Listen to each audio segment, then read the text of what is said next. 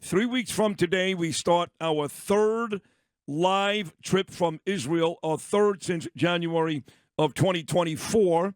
3 weeks from today, I'll be speaking at the JNS.org summit.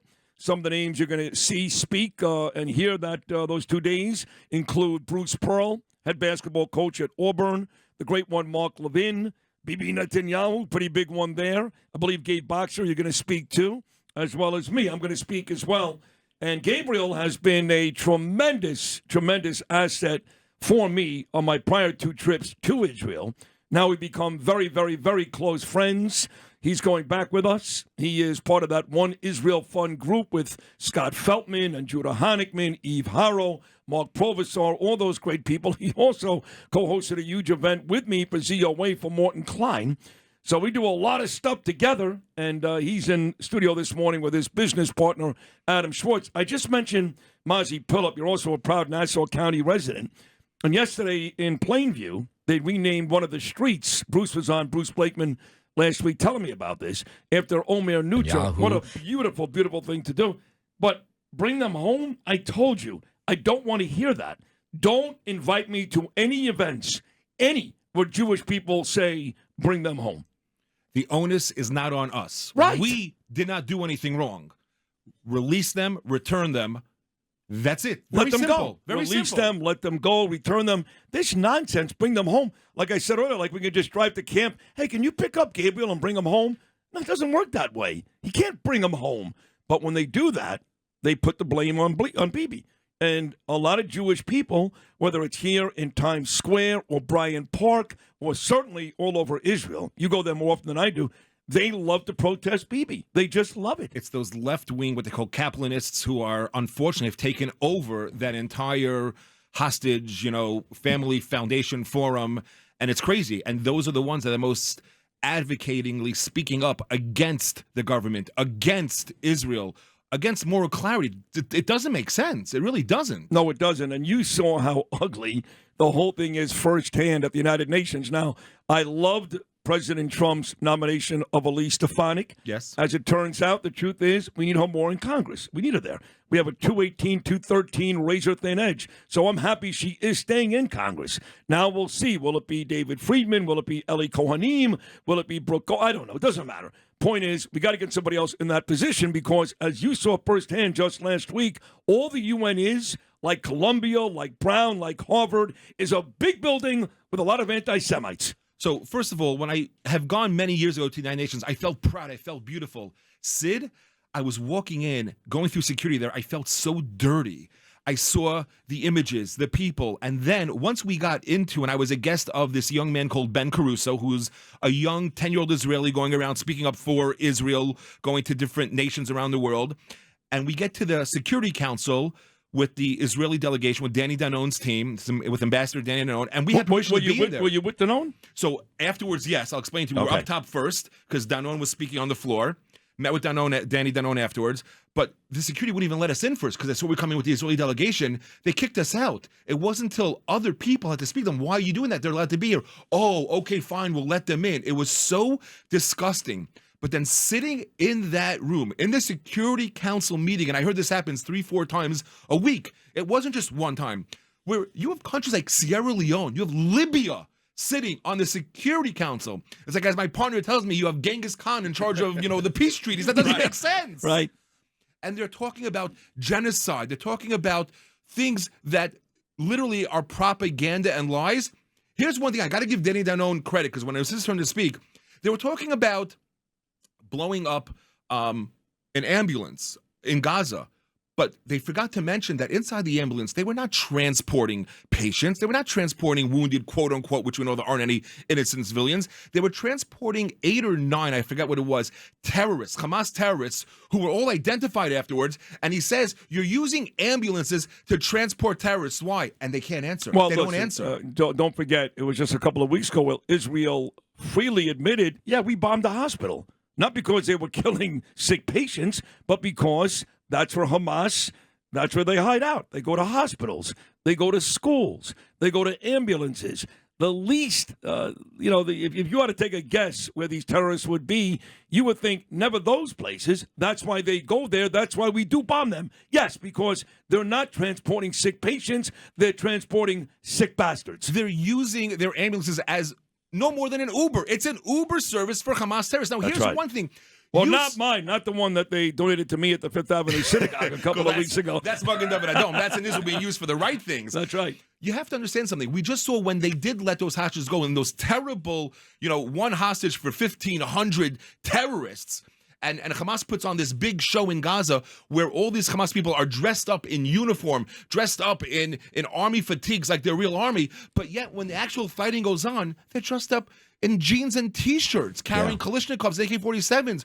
Where is your moral army clarity of what's going on? Why doesn't the world speak up and say anything? On the Security Council, not one person said anything aside from Israel showing proof. And here's a crazier story.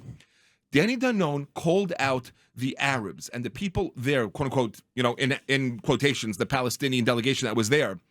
There was an UN, a United Nations employee who got injured in Gaza and was transported to Israel to be cared for in an Israeli hospital with Israeli and Arab doctors taking care of him who work side by side. And when they rolled up his sleeves, and he showed pictures when rolled up the sleeves, and you can look it online, had Nazi tattoos on him. And Danny Danon looks at the president of the Security Council, who's now from France, and says, who is hiring these employees? Who is vetting your employees? And silence. Not one person in the United Nations can answer or say anything. This is the people that are being employed by the United Nations in Gaza. If the United Nations closed its doors today, the world would be no worse off than they are right now. It is really a disgusting place. Now, your business partner, Adam Schwartz, is here. Were you with him during that UN visit? No, I was at the office, I was at the office tending to business. Oh, you were doing business. Okay. Someone has to let the office work properly while I go do stuff with you. But you're walking around with a yarmulke on. You're clearly a very, very proud Jew. So I would imagine that you share the same frustrations that we do. Absolutely. It's very difficult in the world to see, especially young Jewish people who don't have an identity. And 60%, 70% are for some reason sympathizing with Hamas and the terrorists, and it's terrible. However, some people on October 7th just woke up with moral clarity, and we see them. They may not be religious, but all of a sudden they're feeling this Jewishness. That's me, right? That's me. I still don't observe Shabbos. I'm not going to a minyan every day. I don't wrap the filling every day, but I am a beast. Right. A beast. So that example you're talking about is me. Right. It's awakening the Jewish soul. And you know what? I find that amazing. You love that. I love it. I love it. So Pesach is coming up. Yes, it is. What does the Boxer family do on Saturday night for that first Seder? So the Boxer family, the entire Boxer family, is in Orlando, Florida. My mom and dad, my married son and his wife, and all my kids we're down in Orlando, Florida, with a perfect Pesach in Story Lake. Going to be celebrating beautiful Pesach in Orlando. And right after Pesach, I'm going to let you sleep, but you better let me sleep because we're on the same flight to Israel with One Israel Fund right after Pesach. That is awesome. We're actually going together. It's actually about 2 weeks after. The 12th is the first Seder. A week after that, the 19th, is my birthday, and we leave on the 26th, which is 2 weeks after. But it's literally the Saturday night after Pesach. Well, when Pesach, you sure it's Pesach over? Pesach over ends on Sunday. Easter Sunday's the 20th. And I believe that's when Passover ends. And then that following we go Saturday the following night, week. We're right out to Israel together. Right. Now, what about you, Schwartz? What do you do for Pesach? So I was going to stay home, and then my friend Boxer here said that he was going to Florida. So I said, you know what? I'm going to Florida, too. You're going to Orlando, too? 10 minutes away, yeah. So it's going to be you, Gabe, and Mickey Mouse. We invite Mickey, Minnie, and the whole crew to your Passover Seder? I don't know. Are they Zionists? Put a yarmulke Disney's on kind of woke these days. Yeah, I'm afraid of Disney. You never know. So you and I are going to Israel together. We've done all 3 trips together, and you're great there. Nobody's better than Gabe, right, Justin? Nobody's better than Gabe. I mean that. He takes the videos. He's always so enthusiastic. I'm half asleep at breakfast. He comes in with a smile on his face. He really does love the country. We always tell that story, too, of us running down the street with all the equipment on that first day we were there last time. Yes.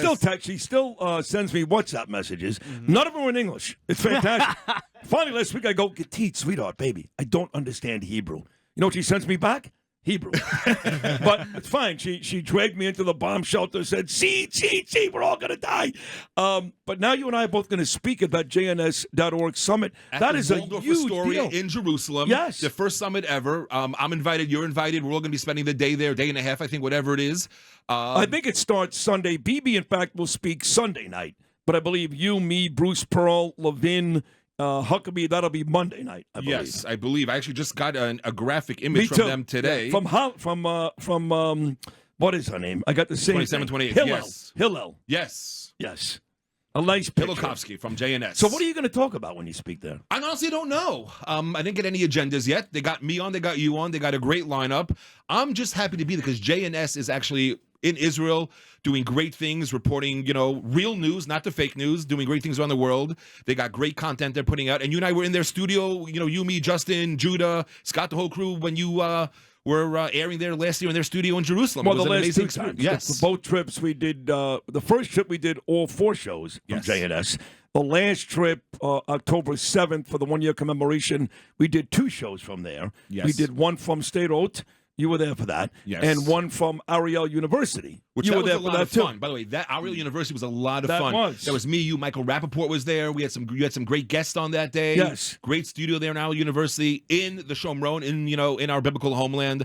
And to see the university, which, by the way, people don't even know that there's almost 10% of the students here are Arab students, and each one of the Arab students have to take a course in Judaism. Which is great. Yeah. Kinda cool. Gabby Harrow does a great job with Yes, that he does. university. So on the way out, what is your message then after seeing just how despicable the UN is? And again, they should just shut the damn place down. They won't do that, but they should. What is your message? As I messaged you sitting in the rows, and I thought I was going to be and have my Sid Rosenberg moment and get arrested or thrown out, but I did not have an Says who, you son of a bitch? I did not have an Anthony D'Esposito to come save me. I didn't have him there. And then speaking to Danny Danone afterwards, and we were on the floor, I asked Danny Danone, how do you do that? How do you sit there so calm and collectively? And he says, and it's like real Daniel in the lion's den, and he is in the lion's den. And then I thought of you, and that's when I messaged you. I really thought of you, is that if we have people who know the truth and see the truth and have this moral clarity and do not speak up and do not speak out, we are doing a disservice to our country, to our people, to our nation. America, Israel, we're on the same team. We're on the same team, the same battle. Our Judeo-Christian values, we're on the same team. If we don't speak up, we are doing a disservice. My message is speak up, speak out, be a proud patriot, a proud Jew, a proud Christian, whatever you are, and you know that it's for the betterment of humanity in our country and our world. Speak up, share the truth. Do not stay silent. Because, Sid, we've seen too many times what happens when you stay silent. Holocaust. Did you meet my daughter on the first visit, Ava? Yes, I did meet her, and I met her at the One Israel Fund Gala in Manhattan a few months ago when Oh, you were that's right. honored there. Yeah, today's her 21st birthday. Happy so- birthday, birthday. Ava. Happy birthday. Thank you, guys. Thank you very And much. congratulations, graduated college. You were back. She's back Well, now. she the actual graduation is in July. Very We're going nice. to the United Kingdom together, but she's home. Yes. So Very Very nice. nice. yeah. Gabe Boxer, I love you. You're Thank you. Love you too, you're a Sid. great fighter, a terrific guy, and we need more people like you. And Adam Schwartz, it's great to meet you too. You're a terrific guy as well. Thank you. I appreciate that. You So got are it. you.